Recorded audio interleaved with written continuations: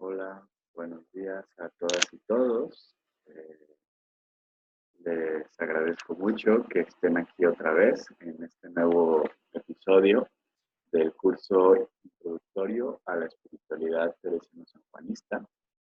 Como ustedes recuerdan, y para las que nos visitan se nos unen por primera vez, este es un curso que está enmarcado dentro del EPEC, el Espacio Popular de Exploración Cristiana, que es un espacio que toma lugar todos los sábados en la mañana en la parroquia de la Sagrada Familia de la Compañía de Jesús de los Jesuitas en la colonia Roma de la Ciudad de México. Les invitamos a que conozcan más de este proyecto, a que puedan sumarse, que son cursos abiertos a todo público sobre teología, filosofía, espiritualidad, sexualidad, psicología, movimientos sociales, política, etcétera, ¿no? Se trata de un espacio donde se intenta pensar un cristianismo mucho más enraizado en la persona del Jesús liberador. Y bueno, creo que es un espacio que vale muchísimo la pena. Bueno, para quien nos estuvo viendo la semana pasada, es que terminamos ya con la parte de Teresa de Jesús. Este curso se divide en dos partes. La primera fue dedicada a la persona, vida, obra y doctrina, enseñanzas de Santa Teresa de Jesús, siglo XVI, reformadora del Carmelo. Y bueno, vimos con ella hasta la semana pasada y el día de hoy vamos a iniciar con la segunda parte que se va a enfocar en San Juan de la Cruz. Juan de la Cruz, al igual que Teresa, siglo XVI, parte de la reforma del Carmelo Descalzo y al igual también que el curso que la parte anterior dedicada a Teresa, nos vamos a dividir en tres momentos. El primero va a estar dedicado a la vida de Juan de la Cruz, pues vamos a ver un poco su biografía.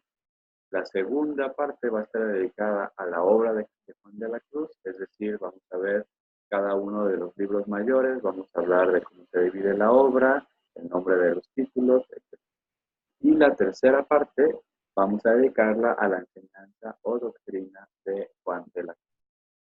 Bueno, sin más preámbulos, empecemos pues tratando de adentrarnos a este santo, a este místico, que al ser cristiano es un místico profundamente enraizado en su propia tradición y sin embargo, o más bien por lo mismo, existe la posibilidad de que sea un místico universal, es decir, un místico que a todas las personas puede decirnos algo independientemente.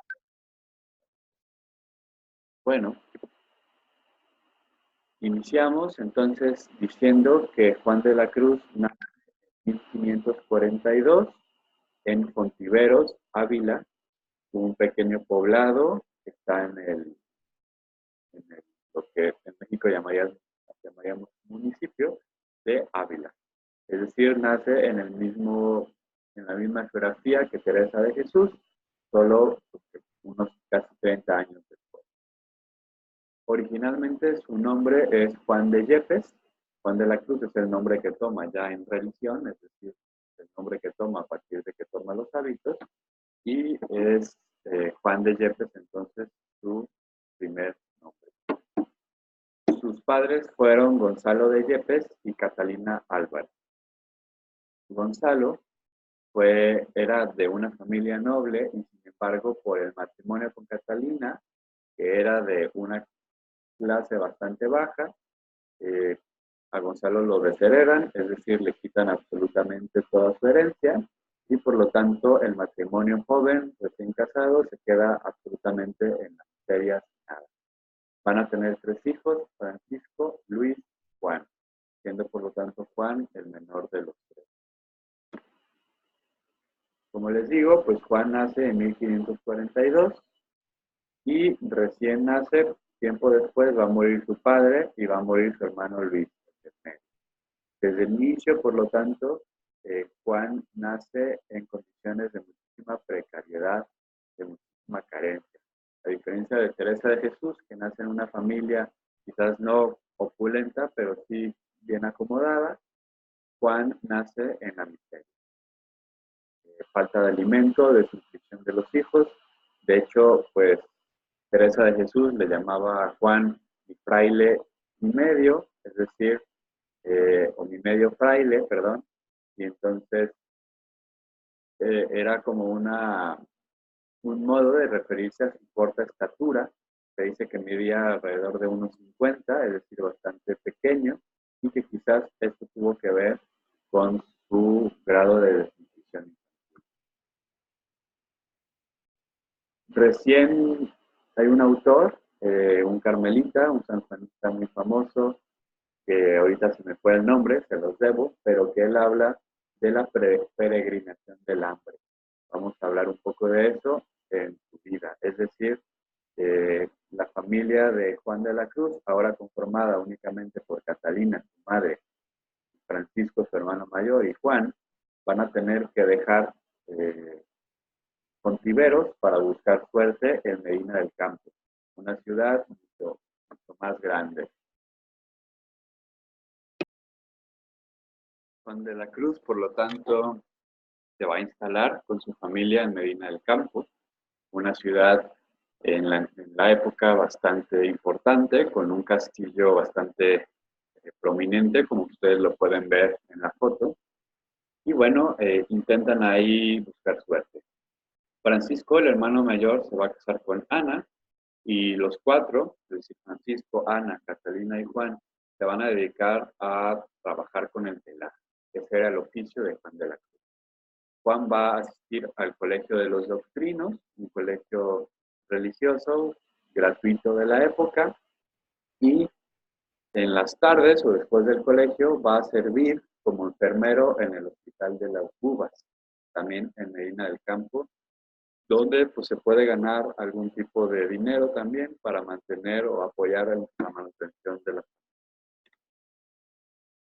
Aquí es interesante, sobre todo para nosotros en el EPEC, que estamos enmarcados dentro de un espacio ignaciano, jesuítico, pues decir que Juan de la Cruz tiene una educación jesuita. Cuando termina la escuela con los doctrinos, va a entrar en el colegio de la Compañía de Medina del Campo.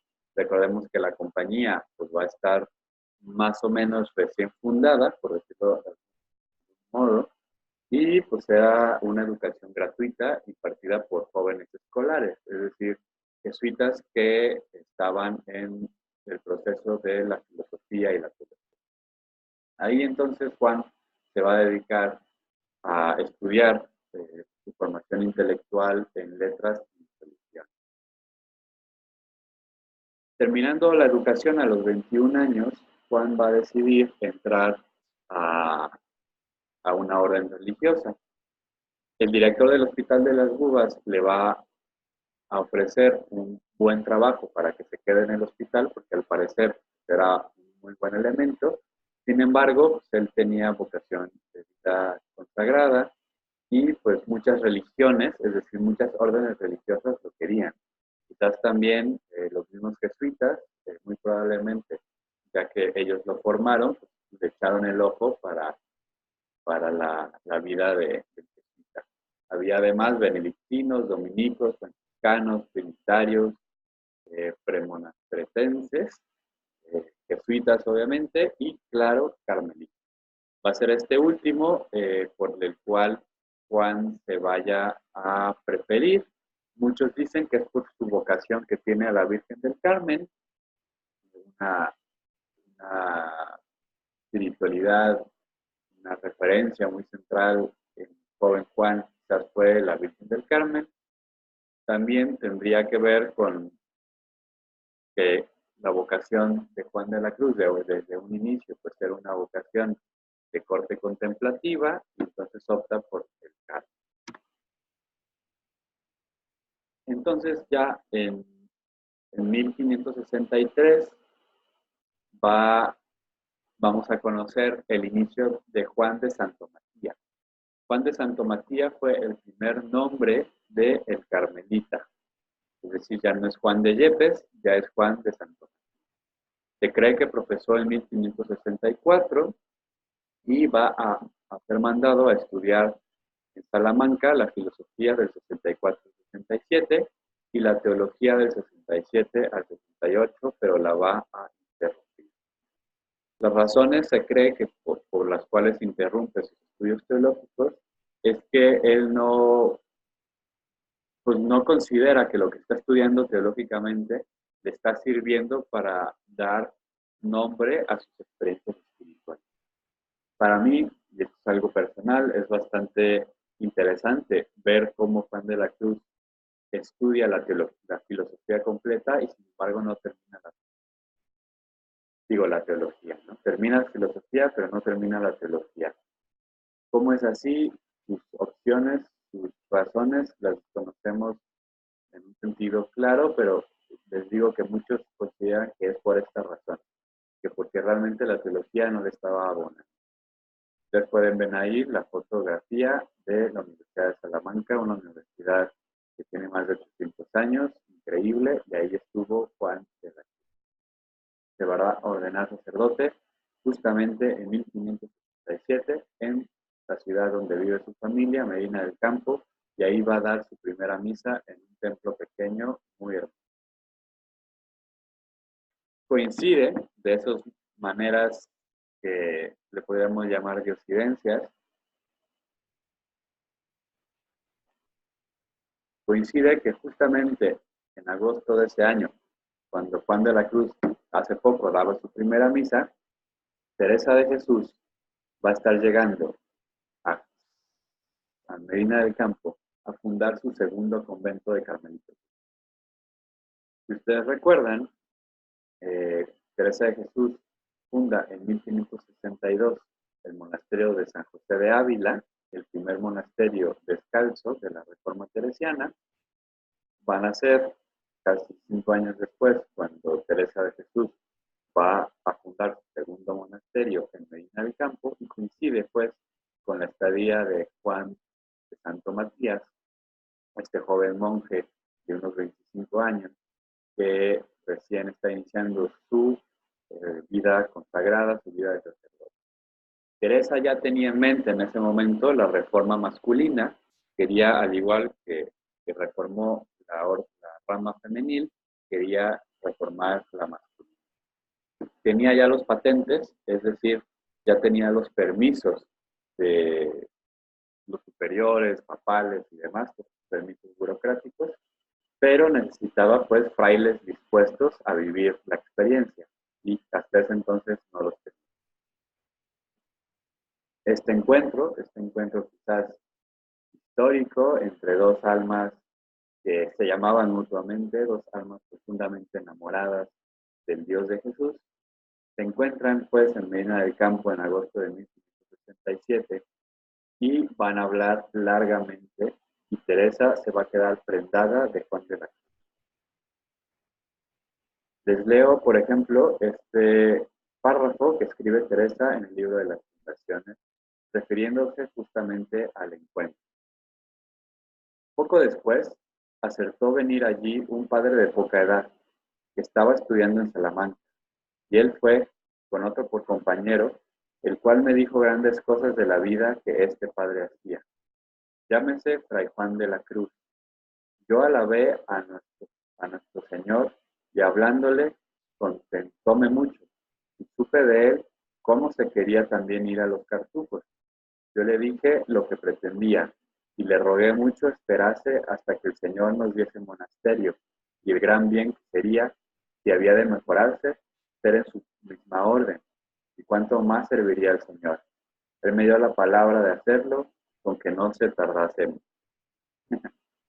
Y si pueden ver que Teresa nos cuenta este encuentro fenomenal entre estos dos místicos, y vemos que Juan de la Cruz ya estaba pensando a su corta edad, a su corto tiempo en el Carmelo, apenas unos 5 o 6 años, Juan estaba pensando ya en dejar la Orden del Carmen y pasarse a la Orden de los Cartujos.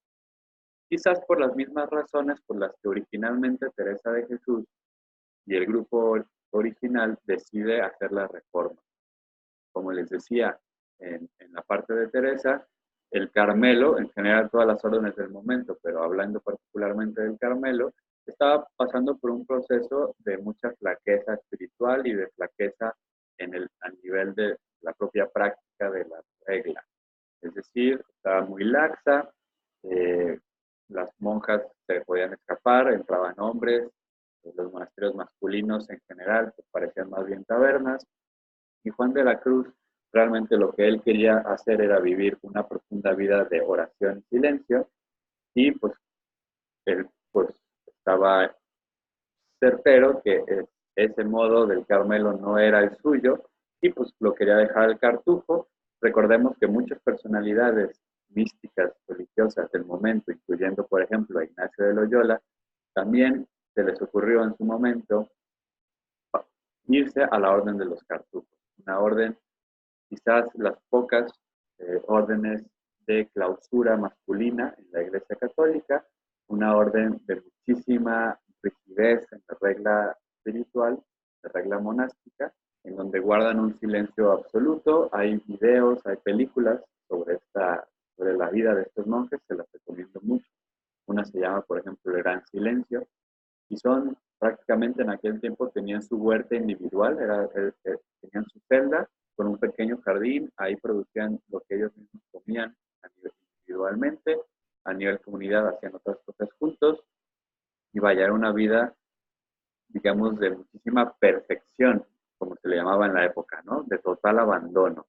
Y Juan, pues, era lo que buscaba y quería irse para allá. Sin embargo, pues, Teresa logra convencerlo de que, como dice ella, se ha de mejorar, que sea de su propia orden, que no busque una orden distinta, sino que más bien donde está la vocación que le regaló Dios, ahí busque vivir esa vida de perfección. Juan accedió, pero diciéndole, como podemos ver en la cita, que dice, con que no se tardase mucho. Es decir, sí, Teresa, jalo contigo, entrémosle a la reforma masculina, pero traigo un poco de prisa, así que pues, date tiempo, ¿no? Dale prisa a la. Ya tenemos, por lo tanto, a Juan de la Cruz, el Juan de la Cruz que va a tomar ese nombre en 1568 y el que va a llegar y va a morir en 1590. Bueno, entonces el primer monasterio de la Reforma masculina de la Orden del Carmen va a tomar lugar en Duruelo, otro pequeño poblado, ese sí pequeñísimo, prácticamente, como les digo, un pueblo de 200 habitantes, una manchita de habitaciones en medio de la nada, y todavía el monasterio de Duruelo no está precisamente dentro de la población, sino que está muy a las afueras. Ahí Juan la hace de albañil junto con otro compañero, se fueron dos, y allí dieron inicio a la reforma. No tenían dinero, pero poco a poco fueron preparándolo todo. Fíjense lo que dice Teresa en el libro de la Fundación. Iban a predicar a muchos lugares que está por allí, comarcanos, sin ninguna doctrina, que por esto también me holgué que hiciese allí casa, que me dijeron que ni había cerca monasterio ni dónde la tener, que era gran lástima. En tan poco tiempo era tanto el crédito que tenían que a mí me hizo grandísimo consuelo cuando lo supe. Iban, como digo, a predicarle legua y media, 2 leguas, descalzos, que entonces no traían alpargatas, que después se las mandaron poner, y con harta nieve y frío, y después que habían predicado y confesado, se tornaban bien tarde a comer a su casa. Con el contento, todo se les hacía poco. Teresa, cuando visita Duruelo por primera vez para revisar cómo van los monjes, los frailes, se queda impactada. Teresa siempre fue enemiga del ascetismo exagerado, del ascetismo que ya rayaba inclusive en cuestiones perjudiciales a la propia salud. Esto también quizás es muy ignaciano al mismo tiempo. Teresa también siempre fue muy enemiga de esto. En cambio, Juan sí era ascéticamente un poco más intenso. Se le fue quitando con el tiempo, pero el joven Juan de la Cruz lo era todavía más. Como vemos aquí, podemos leer que Teresa nos dice que al inicio no usaban alpargatas, sus zapatos, e iban descalzos en la nieve a predicar a veces 2 leguas. Cuando dice que después se las mandaron poner, las alpargatas, se está refiriendo a ella. Ella les dijo, no, mijos, no sean tan exagerados, y se me ponen zapatos, no se me vayan a morir de frío y ahí se acaba la misión, ¿no?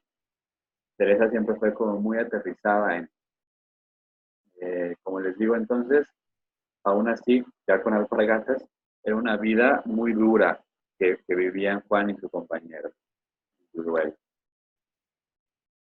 Sin embargo, en 1571, Teresa de Jesús va a ser nombrada priora de la Encarnación.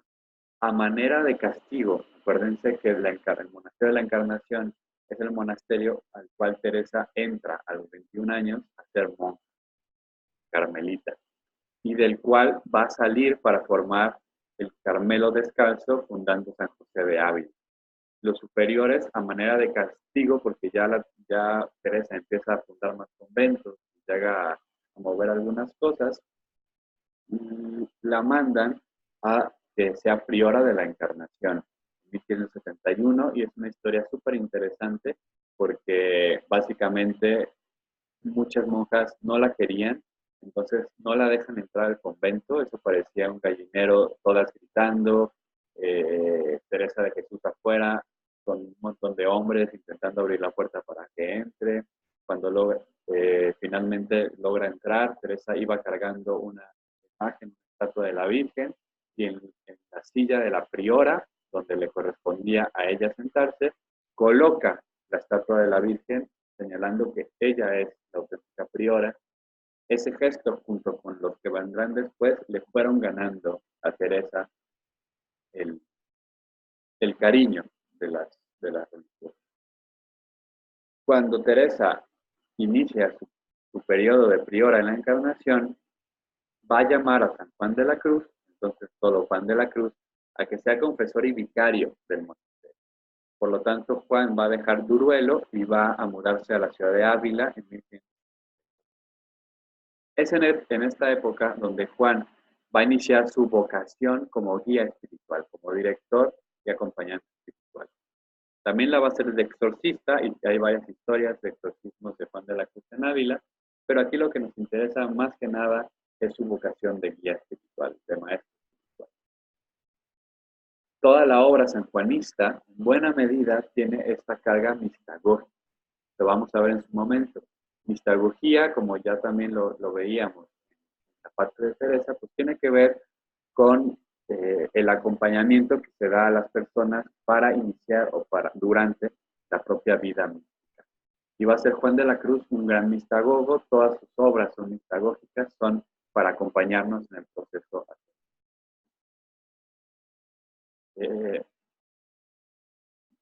Juan de la Cruz va a estar presente en experiencias del matrimonio espiritual de Teresa de Jesús. Fíjense lo que nos dice Teresa en la relación 36. Estando comulgando, partió la forma el padre Fray Juan de la Cruz, que me daba el Santísimo Sacramento para otra hermana. Yo pensé que no era falta de forma, no que me quería mortificar, porque yo le había dicho que gustaba mucho cuando eran grandes las formas. Díjome su majestad: no hayas miedo, hija, que nadie sea parte para quitarte de mí. Representóseme una visión imaginaria muy en lo interior y dióme su mano derecha y dijo: mira este clavo, que es una señal que serás para mí esposa desde ahora. Hasta ahora no lo habías merecido. De aquí adelante, no solo como criador y como rey y tu Dios mirará mi honra, sino como verdadera esposa mía. Mi honra es ya tuya y la tuya. Esta hermosa parte del texto de Relaciones de Teresa de Jesús, que recordemos es una de las obras menores, está presente Juan de la Cruz. Aquí lo que nos está contando Teresa es que ella le encantaba comulgar con formas, con hostias grandes, y se lo había confesado a Juan de la Cruz, y que por lo tanto, al parecer, Juan, para mortificarla, es decir, para darle donde duele, le da un cachito de hostia, no se la da completa, y es cuando Teresa vive la experiencia del matrimonio espiritual, que ya lo veíamos en los videos anteriores sobre Teresa de Jesús, que es este momento cumbre de las séptimas moradas, donde Teresa, la persona, llega a tal grado de unión con Dios que ya es un matrimonio.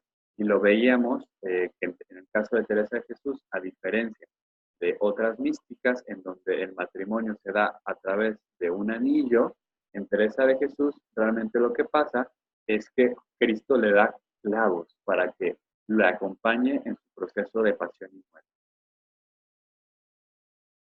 Bueno, este es una etapa fundamental en la vida de Juan de la Cruz, muy, muy importante.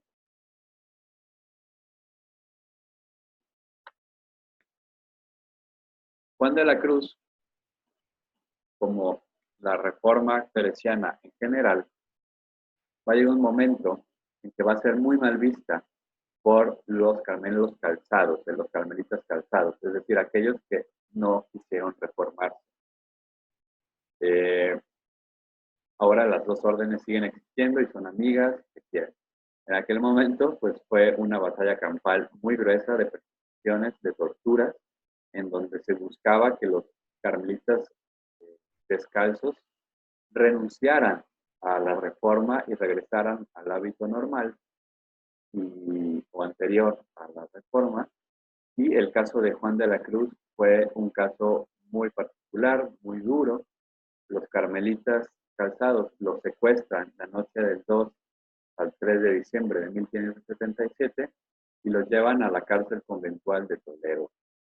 Todos los conventos tenían cárceles, es decir, celdas, pequeñas prisiones, donde encerraban a los monjes y a las monjas femeniles que estaban pasando por procesos que en aquel entonces pues, se llamaban de locura, que podrían haber sido, ahora sabemos, quizás de esquizofrenia, que estaban inclusive, porque obviamente cometían algún tipo de delito, algún tipo de falta a la regla, los encerraban allí.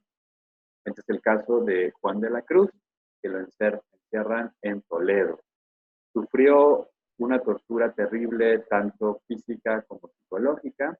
A nivel psicológico, lo torturaban diciendo que Teresa de Jesús había abandonado la reforma, que su movimiento había desaparecido, que él era el único que quedaba, que ya renunciara, que no fuera terco, que regresara.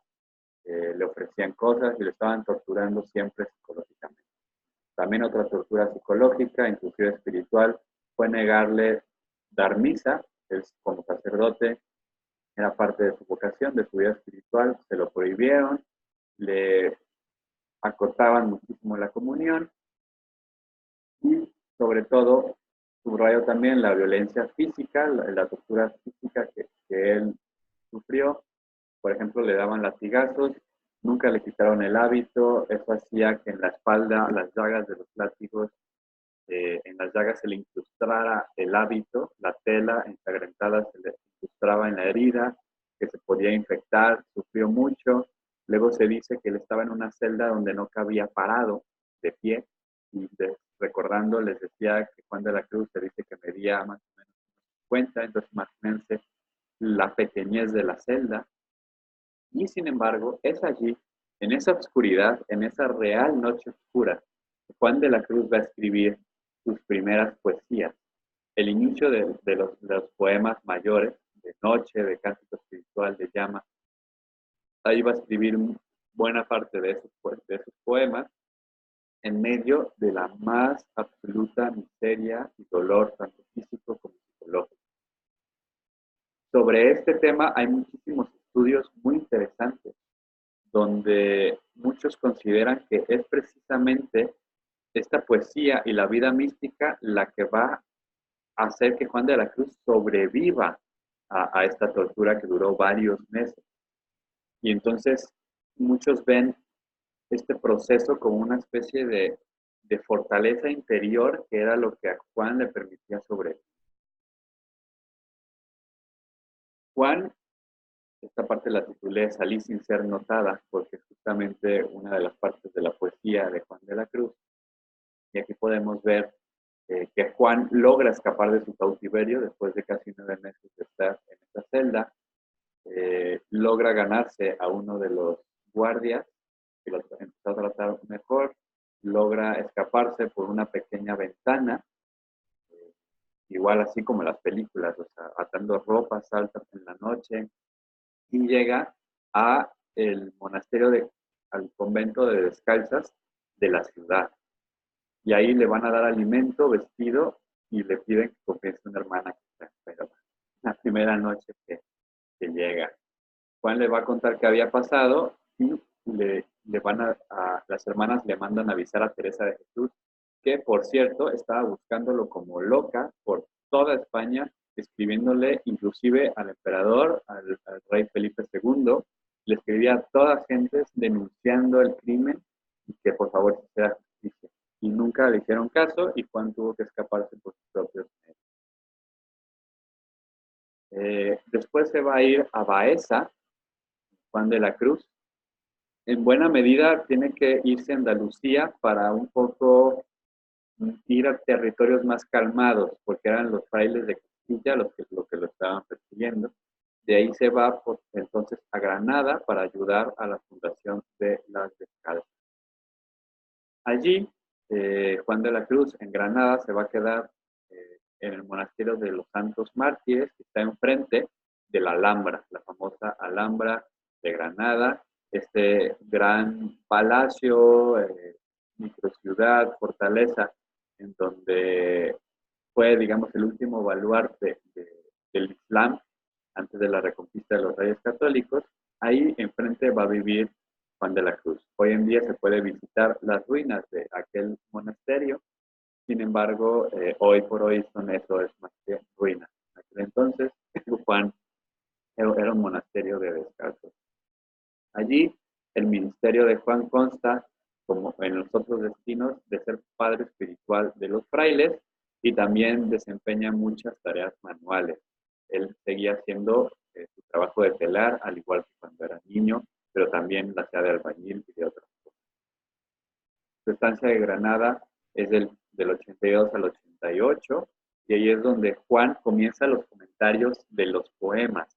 Las poesías de Juan de la Cruz, que escribe ya en su cautiverio, comienzan a repartirse y a divulgarse entre los monasterios, sobre todo de carmelitas descalzas, y entonces comienza a recibir peticiones de que comente y explique esos poemas. Y es allí en Granada donde escribe los comentarios a los poemas. Paralelamente, allí se van fraguando varios acontecimientos. Va a morir Teresa justamente en 1582, justo cuando Juan de la Cruz pues, inicia su proceso en el monasterio de los Santos Mártires. Va a haber un cisma, ya va a ser el cisma real entre los calzados y los descalzos, es decir, en un inicio ni Teresa ni Juan querían que hubiera un cisma, ellos querían reformar la orden, que la orden completa pues regresara a sus principios vocacionales originales. Sin embargo, tal cosa no va a ser posible y por lo tanto se va a hacer un cisma y por eso es que hoy existen tanto los carmelitas calzados como los carmelitas descalzos.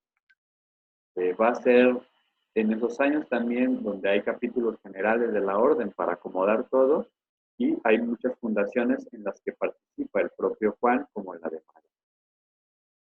Juan va a ser nombrado vicario provincial de Andalucía, por lo tanto tiene que estar recorriendo toda Andalucía, ese lugar que Teresa de Jesús detestaba tanto y que sin embargo va a ser el lugar donde Juan de la Cruz vio mayor esplendor, donde, por decirlo así, San Juan de la Cruz, el místico, el literato, va a nacer. Visita, por lo tanto, conventos en toda la región, es nombrado vicario del vicario, es decir, el segundo gobierno de los descalzos, casi era el segundo al mando de la orden o de la provincia, y en los últimos años de su vida, de 1578 a 1591 que muere, Juan se la pasa la mayor parte de su tiempo en Segovia, es decir, regresa a Castilla y ahí va a estar en un monasterio que aún hoy se puede visitar y que vale muchísimo la pena para la ruta, digamos, a Juan. En 1591 va a haber otro capítulo general en Madrid, se debaten varios temas como el gobierno de las monjas. Ese fue un problema enorme porque Teresa de Jesús dejó todo hecho más o menos para que los frailes más hombres no tuvieran mucha incidencia ni poder sobre las mujeres, porque ella quería que las mujeres tuvieran su independencia. Sin embargo, cuando muere Teresa, los hombres pues quieren retomar el poder. Había quienes estaban en contra de esta idea, como el propio Juan, y había quienes querían todo el poder. Juan va a tener muchísimos enemigos internos, la va a armar de muchísimos enemigos a lo largo de sus años como maestro, vicario. Hay muchos monjes jóvenes que le tenían mucha envidia, que lo veían con mucho recelo, siendo él el gran padre de la reforma teresiana. Hay básicamente dos padres, Juan de la Cruz y otro carmelita que fue muy cercano, Jerónimo Gracián, muy cercano a Teresa, y este último va a ser mucho más reconocido en aquel tiempo y Juan va a ser paulatinamente marginado. De hecho, se le empuja a que se acepte su destino a México. Juan de la Cruz, y esto es muy interesante para nosotros y nosotras, va a morir destinado a México. O sea, él lo mandaron a que se viniera a México a fundar, a estar como profesor, mistagogo, acompañante espiritual de los jóvenes carmelitas en México. Él tiene que aceptar y es destinado para allá. Sin embargo, tristemente, porque yo sí me pregunto, ¿qué no hubiera hecho Juan de la Cruz aquí en México? ¿Qué no hubiera escrito a ver los monumentos que los mexicas habían construido, que los mayas habían construido? ¿Qué no hubiera rescatado quizás de poesía, de diálogo con las escrituras y los textos, los códices indígenas de la época? ¿Qué no hubiera hecho Juan de la Cruz en México? Tristemente, Juan nunca llega aquí, regresa primero a Andalucía para preparar su viaje y escribe el 21 de septiembre de ese año. Mañana me voy a Úbeda a curar de unas calenturillas que, como ha más de 8 días que me dan cada día y no se me quitan, paréceme habré menester ayuda de medicina, pero con intento de volverme luego aquí, que es cierto, en esta santa soledad me hallo muy bien. Es decir, Juan está muy bien en un monasterio que está muy aislado allá en Andalucía, pero tiene que ir a Úbeda, a otra ciudad de Andalucía, a curarse de unas calenturillas que comienza a tener y que van a ser las que finalmente lo matan. Juan no mejora, pasa los días en cama preguntando qué día es, como si supiera cuál va a ser la fecha de su partida. Está solo en una cama con una cruz y muere el 14 de diciembre de 1591, destinado al exilio en México. Se calcula que Juan recorrió 27,000 kilómetros en su labor apostólica y que por lo tanto también, al igual que Teresa, rompe con este prejuicio que se tiene de los místicos y las místicas, donde se ve y se dice que los místicos son personas que viven en soledad y en silencio, en la montaña, que no les interesa el mundo.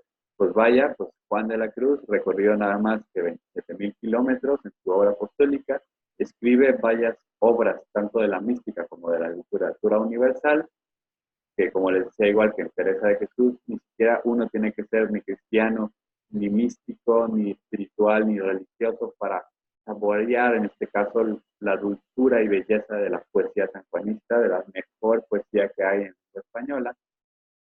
Juan va a ser nombrado doctor místico de la Iglesia Católica. Y bueno, con esto termino la primera parte, que es la parte de la vida de Juan de la Cruz.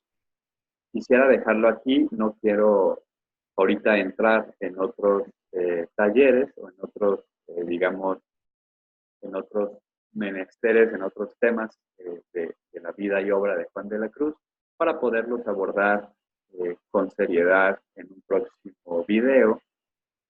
Y bueno, basta decir que pues este es la vida de Juan de la Cruz, Juan de Yepes, Juan de Santo Matías, convertido finalmente en San Juan de la Cruz, este místico universal de poesía maravillosa, increíble, que vale la pena leer. El próximo video, pues les estaré compartiendo más poesía, más letras de San Juan de la Cruz. Sin embargo, les quisiera compartir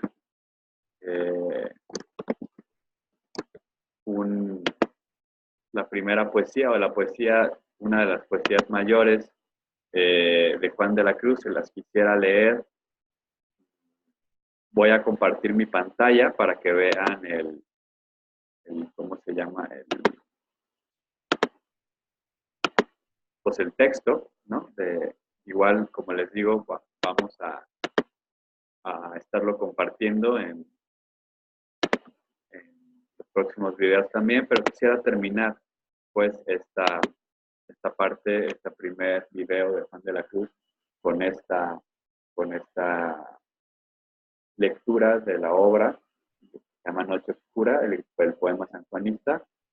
Les recomiendo esta página, se llama tal cual, sanjuandelacruz.com. Aquí ustedes pueden ver de este lado, pueden ver, por ejemplo, aquí pueden ustedes ver la biografía, pueden ver cada uno de los, por ejemplo, no sé, justamente Noche Oscura, es la poesía que estamos ahorita, que les vamos a leer, pero pueden ustedes descargarlo, ¿no? Y también pueden irse, por ejemplo, donde dice obra de Juan de la Cruz, pueden ustedes descargar resúmenes y varios materiales bastante interesantes de Juan de la Cruz. El próximo video, como les digo, les voy a enseñar más sobre la obra y los libros, cómo se divide y demás, cómo sería bueno leerlos. Sin embargo, ahora pues les invito, si están de acuerdo, a que cerremos los ojos unos segundos. Sintamos nuestra respiración al inhalar y al exhalar. Sintamos nuestro cuerpo, cómo va tomando presencia y conciencia del aquí y del ahora. Relajamos.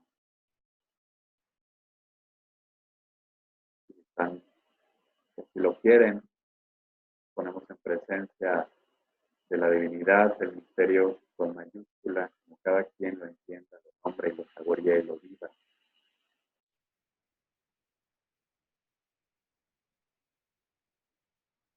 Una palabra, a cada quien se le ocurra, pide disponibilidad para recibir el don de lo divino, Dios del amor.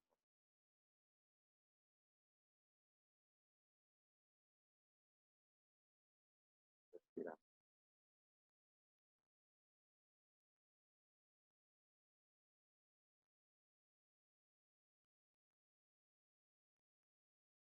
En una noche oscura, con ansias en amores inflamadas, oh dichosa aventura, salí sin ser notada, estando ya mi casa sosegada, a oscuras y seguras, por la secreta escala disfrazada.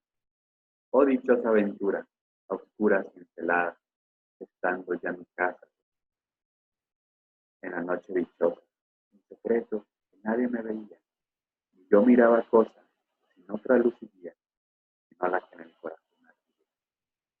Aquesta me guiaba, más cierto que la luz de mediodía, a donde me esperaba, quien yo bien me sabía, en parte donde nadie. Oh noche que juntaste, oh noche amable más que la arbolada, oh noche que juntaste amado con amada, amada en el amado transformada. En mi pecho florido, que entero para él solo se guardaba, allí quedó dormido, yo le regalaba, y el ventalle de cedros aire daba, el aire del almendro, cuando yo sus cabellos esparcía, con su mano serena en mi cuello hería, y todos mis sentidos suspendía. Quedéme y olvidéme, el rostro recliné sobre el amado, cesé todo y dejéme, dejando mi cuidado entre las escenas olvidadas.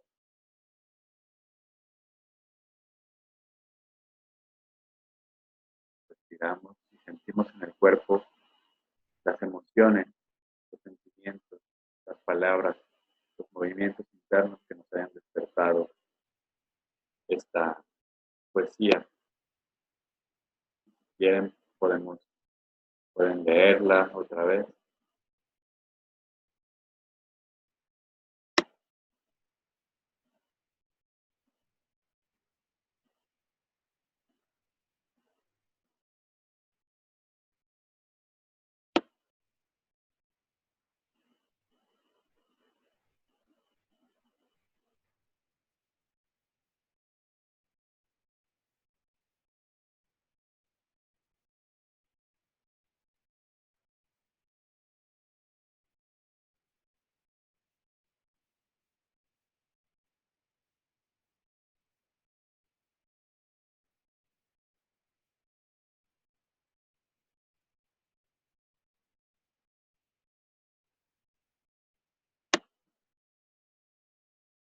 Inspiramos profundamente 3 veces.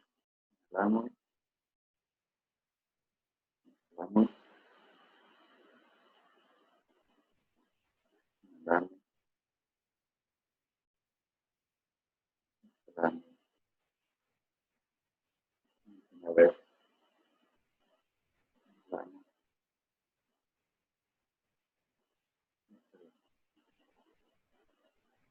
Abrimos los ojos. Están cerrados. Y pues yo me despido. Agradezco muchísimo su apertura. Espero que estén disfrutando, al igual que con Teresa, estén disfrutando la profundidad de la mística de Juan de la Cruz.